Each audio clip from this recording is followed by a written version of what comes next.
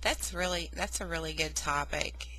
How does one deal with um, spirituality when they're not straight?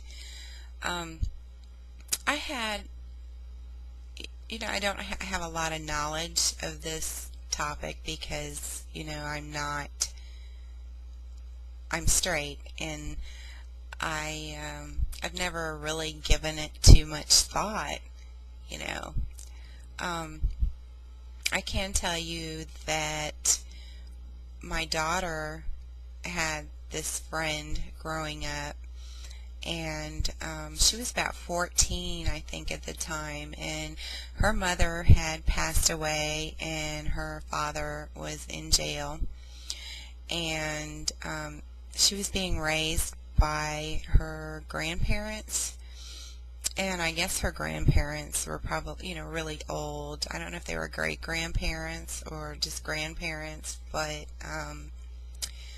they were kind of tired and, elderly, and didn't really have a whole lot of tolerance for this 14-year-old granddaughter. And there were she had a lot of issues, in her life going on, with the death of her mother, and um, feeling abandoned by both parents. And she just really needed somebody to talk to. And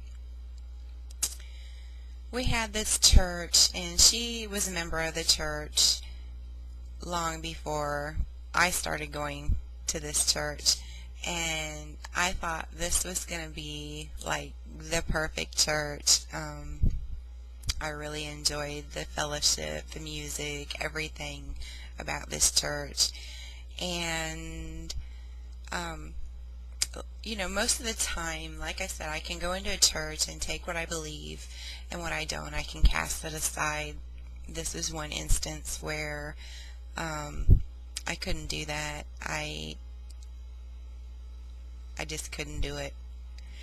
Um, so anyways, there were some ladies in the church that kind of took this girl under their wing, and said to her, if you ever need any guidance, if you ever are confused or lonely or whatever, you can come talk to us, and we'll pray, and we'll be there to listen.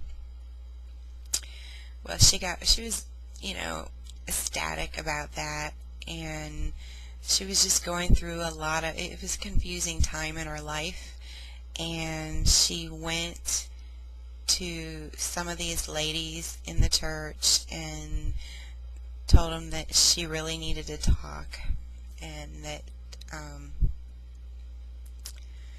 she really missed her mother, and things weren't going really good at her house with her grandparents, and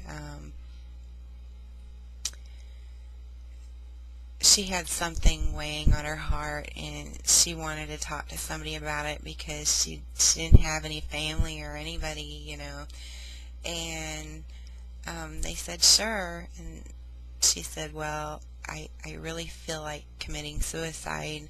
I think that I might be gay, or at least bisexual. Well, you can say that all hell broke loose that day, and for 2 hours, she told me that they grilled her. They basically told her that she was going to go to hell, and I don't know exactly what all they told her, but she came to my house. Now, I had no idea any of this, about any of this, and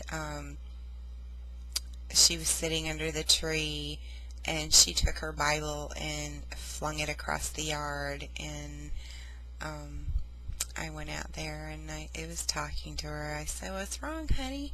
And she told me what was going on, and she asked me what she should do, and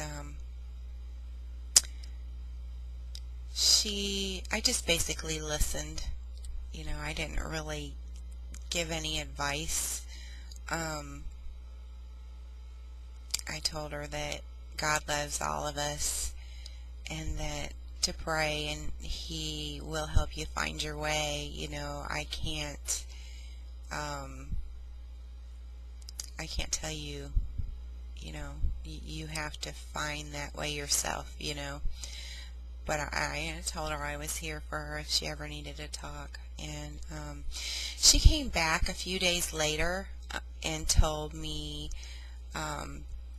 I said, "Oh, I didn't see you in church." She said, "Yeah, um, they had told her that she was no longer, I guess they talked to the elders in the church, and the church told her, the pastor told her that she was no longer welcome in the church and that she couldn't participate in any of the youth activities or be around any of the youth because they didn't want her poisoning any of the congregation with her beliefs.